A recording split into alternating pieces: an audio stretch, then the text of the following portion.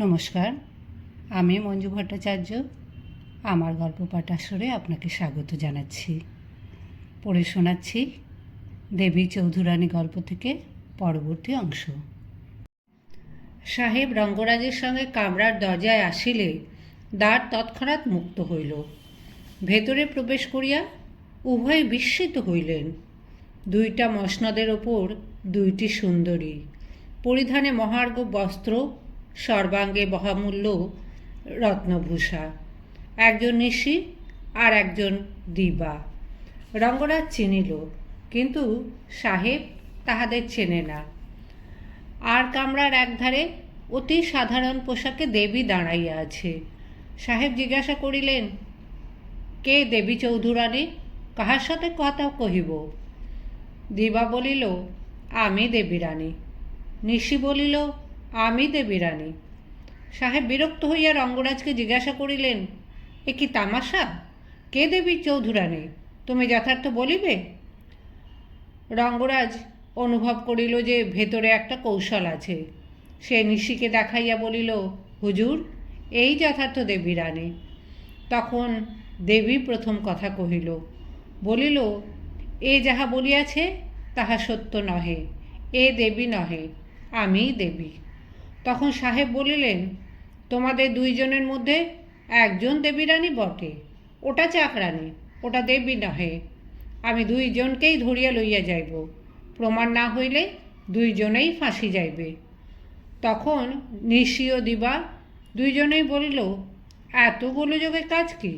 আপনার গোয়েন্দাকে ডাকুন না। হরবল্লভকে এই বজরায় আনিবে দেবীর এই প্রধান উদ্দেশ্য।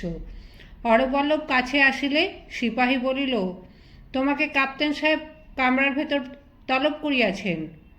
হরবল্লভ আসিতেছে জানিতে পারিয়া দেবী কাপ্তেন সাহেবের জন্য জলযোগের অজুহাতে কামরার ভেতরে গেল। এদিকে হরবল্লভ কামরার শয্যা এবং দিবা ও নিশির রূপ দেখিয়া বিস্মিত হইলেন। তিনি কখনো দেবীকে দেখেন নাই, তাই তিনি একবার দিবাকে একবার নিশিকে দেবী দেখাইলেন। উভয়ই খিলখিল করিয়া হাসিয়া উঠিল। সাহেব গরম হইয়া হরবল্লভকে বলিলেন, তোম বজ্জাত শুয়োর, তোম পচানতে নেই? তখন দিবা বলিল, সাহেব রাগ করিবেন না, উনি চেনেন না, উহার ছেলে চেনে, তাহাকে আনুন। হরবল্লভ বিস্মিত হইয়া বলিলেন, আমার ছেলে ব্রজেশ্বর এখানে? দিবা বলিল, হ্যাঁ। সাহেব হুকুম দিলেন, তাহাকে আনো। ব্রজেশ্বর আসিলে সাহেব তাকে জিজ্ঞাসা করিল, তুমি দেবী রানীকে চেনো? ব্রজ বলিল, চিনি। সাহেব, এখানে দেবী আছে? ব্রজ কহিল, না। সাহেব বলিল, যদি এরা দেবী না হয় তবে দেবী লুকাইয়া আছে। আমি বজ্রাব তল্লাশি করিতেছি, তুমি নিঃসন্দেহী করিবে আইসো। ব্রজ কহিল, তুমি তল্লাশি করো, আর আমি নিঃসন্দেহী করিব কেন? সাহেব গর্জিয়া উঠিল, ক বজ্জাত, তোম গোয়েন্দা নেহি? নেহি বলিয়া ব্রজেশ্বর সাহেবের গালে এক চড় বসাইল। কি সর্বনাশ করিলে বলিয়া হরবল্লভ কাঁদিয়া উঠিল। হুজুর, তুফান উঠা বলিয়া বাহির হইতে জমাদার হাঁকিল। শোঁ শোঁ বায়ু গর্জন করিয়া আসিতেছে শোনা গেল। এমনই মুহূর্তে আবার শাঁখ বাজিল। এবার দুই ফুঁ। বজরার নোঙর ফেলা ছিল না, নৌকায় কাছি বাঁধা ছিল। যেমন শাঁখ বাজিল অমনি দুইজন নাবিক কাছি সকল টানিয়া বজরায় উঠিল। চারিজন নাবিক পালের কাছি সকল টানিয়া ধরিল, মাঝি হাল টানিয়া ধরিল। অমনি সেই প্রচণ্ড ঝটিকা আসিয়া পালে লাগিল। বজরা ঘুরিল। দুইজন সিপাহী সঙ্গিন তুলিয়াছিল, তাহাদের সঙ্গিন উঁচু হইয়া রহিল। বজরার মুখ 50 হাত তফাতে গেল। ঝড়ের বেগে পাল ভরা বজরা কাত হইয়া আবার সোজা হইয়া বাতাসে পেছন করিয়া বিদ্যুৎ বেগে ছুটিল। যাহারা পড়িয়া গিয়াছিল তাহারা খাড়া হইয়া দাঁড়াইল। সিপাহী সেনা ছিন্ন ভিন্ন হইল। দেবী তাহাদের পরাস্ত করিয়া পাল উড়াইয়া চলিল। লেফটেন্যান্ট সাহেব ও হরবল্লভ দেবীর নিকট বন্দী হইল। যুদ্ধে জয় হইল। বজ্রা নক্ষত্র বেগে ছুটিল। ব্রজেশ্বর বাহিরে গিয়া বসিল। দিবা উঠিয়া দেবীর কাছে গেল। নিশি উঠিল না, তার কিছু মতলব ছিল। হরবল্লভ কোথাও স্থান না পাইয়া নিশি সুন্দরীর মসনাদের কাছে বসিলেন। দেখিয়া নিশি বলিল, আপনি একটু নিদ্রা যাবেন? হর কহিল, আজ কি আর নিদ্রা হয়? আজ না হইলে আর হইল না। কেন? নিশি বলিল, দেবী তোমার কোনো অনিষ্ট করে নাই, বরং 50,000 টাকা দিয়া তোমায় রক্ষা করিয়াছিল, আর আজ তুমি তাহাকে ফাঁসি দেবার চেষ্টা ছিলে। হরবল্লভ চুপ করিয়া রহিল, কথা কহিবার শক্তি নাই। নিশি কহিল, নৌকার ডাকিনীর শ্মশানে যাইতেছে, সেখানে পৌঁছিলে সাহেব ফাঁসি যাইবে, আর তোমায় শুলে দিবে। হরবল্লভ কাঁদিতে লাগিলেন। বলিল, হ্যাঁ গা, আমাকে কি কেউ রক্ষা করিতে পারি না গা? নিশি বলিল, তোমার মতো নরাধমকে কে বাঁচাইবে? হর কহিল, আমি 1,00,000 টাকা দিব। নিশি বলিল, মুখে আনিতে লজ্জা করে না? 50,000 টাকার জন্য এই কৃতঘ্নের কাজ করিয়াছ, আবার 1,00,000 টাকা হাঁকা? হর কহিল, আমাকে যা বলিবে তাই করিব। নিশি বলিল, তুমি কৃতঘ্ন, তোমার কথা বিশ্বাস কি? হর বলিল, গঙ্গা জল, তামা, তুলসী দাও, স্পর্শ করে দিব্যি করিতেছি। নিশি বলিল, শোনো, আমি বড় কুলীনের মেয়ে, আমার একটি পাত্র জুটেছিল, কিন্তু পাত্রের অভাবে আমার ছোট বহিনের বিবাহ হয় নাই। হর বলিল, বয়স কত হইয়াছে? নিশি কহিল, 25-30। হর বলিল, কুলীনের মেয়ে অমন অনেক থাকে। নিশি বলিল, তুমি যদি তাকে বিয়ে করো, আমার বাপের কুল থাকে। হর কহিল, এ আর বড় কথা কি? কুলীনের কুল রাখাই কুলীনের কাজ। আমার বয়স নাই, ছেলে বিবাহ করিলে হয় না?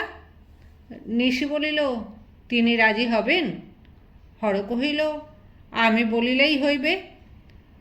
আপনাকে আগে বাড়ি পাঠাইয়া দিব, আপনি গিয়া বউ ভাতের উদ্যোগ করিবেন, আমরা বরের বিবাহ দিয়া বউ সঙ্গে পাঠাইয়া দিব। নিশি বলিল। হরবল্লভ হাতে স্বর্গ পাইলেন। তিনি বলিলেন, তুমি রানীজিকে এ সকল কথা জানাও। নিশি কহিল, চলিলাম, বলিয়া দ্বিতীয় কামরায় প্রবেশ করিল। ঝড় থামিল, নৌকাও থামিল। দেবী জানালা হইতে দেখিতে পাইলেন প্রভাত হইয়াছে। বলিলেন, নিশি, আজ সুপ্রভাত। নিশি বলিল, তাই আজ দেবী মরিয়াছে। প্রফুল্ল শ্বশুর বাড়ি চলিল। দেবী কহিল, এখন যা বলি তাই কর দেখি, বজরা বাঁধিতে বল। নিশি হুকুম জারি করিল। মাঝিরা তীরে লাগাইয়া বজরা বাঁধিল। পরে দেবী বলিল, রঙ্গরাজকে জিজ্ঞাসা কর, কোথায় আসিয়াছি? রংপুর কত দূর? ভূতনাথ কত দূর? রঙ্গরাজ কহিল, 1 রাত্রে 4 দিনের পথ আসিয়াছি। রংপুর অনেক দিনের পথ, তবে ভূতনাথ একদিনে যাওয়া যাইতে পারে। পালকি বেহারা পাওয়া যাইবে? আমি চেষ্টা করিলে সব পাওয়া যাইবে। দেবী নিশিকে বলিল, আমার শ্বশুরকে স্নানান্নিকে নামাইয়া দাও, আর সাহেবকে 100 মোহর পথ খরচ দিয়া ছাড়িয়া দাও। হরবল্লভকে স্নানান্নিকের জন্য নামাইয়া দেওয়া হইল।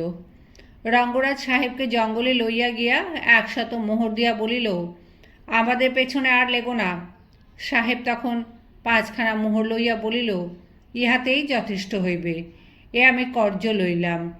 এই বলিয়া সাহেব চলিয়া গেল। রঙ্গরাজ তখন পালকি বেহারার সন্ধানে গেল। ব্রজেশ্বর দেবীর কাছে আসিল। দেবী বলিল, তুমি প্রাণ রাখিতে হুকুম দিয়াছিলে, তাই প্রাণ রাখিয়াছি। দেবী মরিয়াছে, কিন্তু প্রফুল্ল এখনো আছে। প্রফুল্ল থাকিবে না দেবীর সঙ্গে যাইবে? ব্রজেশ্বর আদর করিয়া বলিল, তুমি আমার ঘরে চলো, ঘর আলো হইবে। তুমি না যাও, আমিও যাইব না। প্রফুল্ল কহিল, আমি ঘরে গেলে আমার শ্বশুর কি বলিবেন? ব্রজ কহিল, সে ভার আমার, তুমি উদ্যোগ করিয়া তাকে আগে পাঠাইয়া দো, আমরা পশ্চাতে যাইব। হরবল্লভ ব্রজেশ্বরকে বিবাহের ও পাওনাগণ্ডার কথা বলিয়া পালকিতে উঠিয়া চলিয়া গেলে ব্রজেশ্বর নিশিকে জিজ্ঞাসা করিল, এ আবার কি, তোমার ছোট বোনকে? নিশি বলিল, চেনো না? তার নাম প্রফুল্ল। ওহো, বুঝিয়াছি, কিন্তু একটি কথা, বাপের চোখে ধুলা দিয়া মিথ্যা কথা বলিয়া আমি স্ত্রী লইয়া সংসার করিব? নিশি কহিল, তাহলে এখন উপায়? উপায় আছে, চলো প্রফুল্লকে লইয়া ঘরে যাই, সেখানে গিয়া বাপকে সকল কথা ভাঙিয়া বলিব, লুকাচুরি হইবে না। নিশি কহিল, তোমার বাপ কি প্রফুল্লকে ঘরে স্থান দিবেন? আমি তো বলিয়াছি যে সে ভার আমার। তখন ভূতনাথ যাইবার উদ্যোগ আরম্ভ হইল। রঙ্গরাজকে ডাকিয়া প্রফুল্ল ও নিশি অনেক বুঝাইল। রঙ্গরাজ কাঁদিল, বলিল, মা, আমাদিগকে ত্যাগ করিবেন তা তো কখনো জানিতাম না। সকলে মিলিয়া তাহাকে সান্ত্বনা দিল। দেবীগড়ে প্রফুল্লের ঘর বাড়ি, দেবত্র সম্পত্তি যাহা ছিল তাহা রঙ্গরাজকে দিয়া প্রফুল্ল বলিল, সেইখানে গিয়া বাস করো, দেবতার ভোগ হয়, প্রসাদ খাইয়া দিনপাত করিও, আর কখনো লাঠি ধরিও না। শিষ্টের পালনের ভার লইও, কিন্তু দুষ্টের দমনের ভার ঈশ্বরের ওপর রাখিও। এই সকল কথা আমার পক্ষ হইতে ভবানী ঠাকুরকে বলিও, তাকে আমার প্রণাম জানাইও। রঙ্গরাজ কাঁদিতে কাঁদিতে বিদায় লইল। যথাকালে বজরা ভূতনাথের ঘাটে পৌঁছিলে প্রফুল্ল দিবা ও নিশির পায়ের ধুলা লইয়া তাহাদিগকে কাছে বিদায় লইল। তাহারা কাঁদিতে কাঁদিতে সেই বজরায় ফিরিয়া যথাকালে দেবীগড়ে পৌঁছিল। ভূতনাথের ঘাটে বজরা ভিড়িবা মাত্র কে জানে কোথা দিয়া গ্রামময় রাষ্ট্র হইল যে ব্রজেশ্বর আবার একটা ধেড়ে বউ বিয়ে করে এনেছে। সুতরাং যে যেখানে ছিল সব বউ দেখিতে ছুটিল। বধূবরণ করিবার সময় গিন্নি একবার ঘোমটা খুলিয়া বধূর মুখ দেখিয়া একটু চমকিয়া বলিলেন, বেশ বউ। তিনি ব্রজেশ্বরকে ডাকিলেন। ব্রজ বলিল, কি মা? গিন্নি কহিলেন, বাবা, এ হারাধন কোথায় পেলে?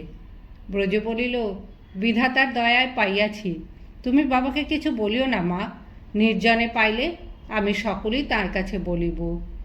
গিন্নি কহিলেন, তোমাকে কিছু বলিতে হইবে না, আমি সব বলিব। বৌভাত হইয়া গেলে গিন্নি কথাটা হরবল্লভকে ভাঙিয়া বলিলেন যে এ নতুন বিয়ে নয়, সে বড় বউ। হরবল্লভ চমকিয়া বলিলেন, হ্যাঁ, সে বড় বউ? গিন্নি কহিল, হ্যাঁ, আমি চিনেছি, আর ব্রজও আমাকে বলেছে, তুমি যদি কিছু বলো তাহলে আমি গলায় দড়ি দিব। হরবল্লভ এতটুকু হইয়া গেলেন, একটি কথাও কহিলেন না। সময়ান্তরে গিন্নি ব্রজেশ্বরকে সুসংবাদ দিলেন। প্রফুল্ল সাগরকে দেখিতে চাহিলে গিন্নি তাহাকে আনিতে লোক পাঠাইলেন। সাগর তাহার মুখে শুনিল স্বামী একটা বুড়ো মেয়ে বিবাহ করিয়াছেন। শুনিয়া সাগরের রাগ ও ঘৃণা হইল। সে ক্ষুণ্ণভাবে শ্বশুর বাড়ি আসিল। সাগরকে পুকুর ঘাটে পেছন হইতে প্রফুল্লকে দেখিয়া জিজ্ঞাসা করিল, হ্যাঁ হ্যাঁ গা, তুমি আমাদের নতুন বউ? কে, সাগর এসেছ? বলিয়া নূতন বউ সম্মুখ ফিরিল। সাগর বিস্ময়াপন্ন হইয়া জিজ্ঞাসা করিল, দেবী রানী? প্রফুল্ল বলিল, চুপ, দেবী মরিয়া গিয়াছে, আমি নতুন বউ। সাগর কহিল, কেমন করে কি হলো, আমায় সব বলো দেখি। এখানে নয়, আমার ঘরে চল, সেখানে বলিব। ঘরে গিয়া দ্বার বন্ধ করিয়া প্রফুল্ল সাগরকে সব বুঝাইয়া বলিল। কয়েক মাসের মধ্যে প্রফুল্ল সংসারের সকলকে সুখী করিল। শাশুড়ি এত সুখী যে প্রফুল্লের হাতে সংসারের সমস্ত ভার দিয়া দিলেন। ক্রমে শ্বশুরও প্রফুল্লের গুণ বুঝিলেন। ব্রহ্ম ঠাকুরানীও রান্নাঘরে কর্তৃত্ব ছাড়িয়া দিলেন। শেষে নয়ান বউও বশীভূত হইল। প্রফুল্লের পরামর্শ ভিন্ন কোনো কাজ করিত না। সাগর প্রফুল্লের কাছে যেমন সুখী হইত, এ মতো আর কোথাও হইত না। প্রফুল্লের বিবাদ শুধু ব্রজেশ্বরের সঙ্গে। সে বলিত, আমি একা তোমার স্ত্রী নই, তুমি আমায় যেমন ভালোবাসো তেমনি নয়ান ও সাগরকেও ভালোবাসিবে। কিন্তু ব্রজেশ্বর তাহা শুনিল না। তাহার হৃদয় প্রফুল্লময়। যথাকালে হরবল্লভ পরলোক গমন করিলেন। বিষয় সব ব্রজেশ্বরের হইল। প্রফুল্লের গুণে ব্রজেশ্বরে নূতন তালুক মুলুক হইয়া হাতে অনেক নগদ টাকা জমিল।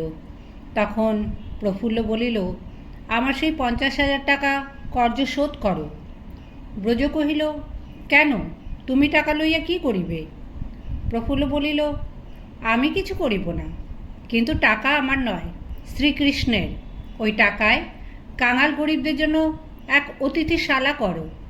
ব্রজেশ্বর তাই করিল। অতিথিশালার মধ্যে এক অন্নপূর্ণা মূর্তি স্থাপন করিয়া অতিথিশালার নাম দিল দেবী নিবাস।